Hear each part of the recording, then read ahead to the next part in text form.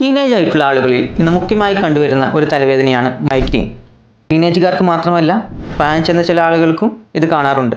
എന്താണ് ഇതിൻ്റെ കാരണം? പലപ്പോഴും മോർണിംഗ് ബ്രേക്ക്ഫാസ്റ്റ് സ്കിപ്പ് ചെയ്യുന്ന ആളുകളിലും, അതുപോലെ തന്നെ ഓവറായിട്ട് വെയിലടിക്കുന്ന ആളുകൾ, വെള്ളം തീരെ കുടിക്കാത്ത ആളുകൾ, ശരീരപ്രകൃതിയിൽ കൂടുതൽ ചൂടുള്ള അഥവാ പിത്തപ്രകൃതിയുള്ള ആളുകളിൽ ഒക്കെയാണ് ഇത് കാണാറുള്ളത്. ഇതിൻ്റെ തലവേദന വന്നു കഴിഞ്ഞാൽ പലപ്പോഴും കുത്തുന്ന പോലെയും അതുപോലെ ഒരു സൈഡുമായിട്ടാണ് കാണാറുള്ളത്. പല മരുന്നുകൾ കഴിച്ചിട്ടും വേദന സംഹാരികൾ എടുത്തിട്ടും ഈ വേദനകൾ കുറയാറില്ല.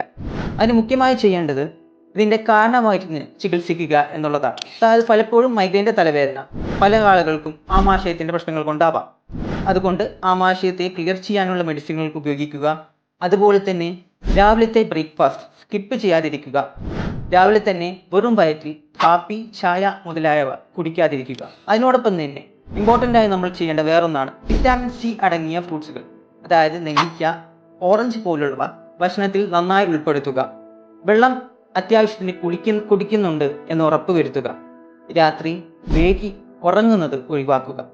ഇത്രയും കാര്യങ്ങൾ ശ്രദ്ധിച്ചാൽ തന്നെ നമുക്ക് ഒരു പരിധിവരെ മൈഗ്രെയിൻ്റെ തലവേദന കുറയ്ക്കാൻ സാധിക്കും. യുനാനി വൈദ്യശാസ്ത്രത്തിൽ മരുന്നുകളും ഭക്ഷണവും തെറാപ്പികളും ഉപയോഗിച്ചുകൊണ്ട് ഈ വേദനയെ വളരെ എളുപ്പത്തിൽ തന്നെ നിയന്ത്രിക്കാൻ സാധിക്കും.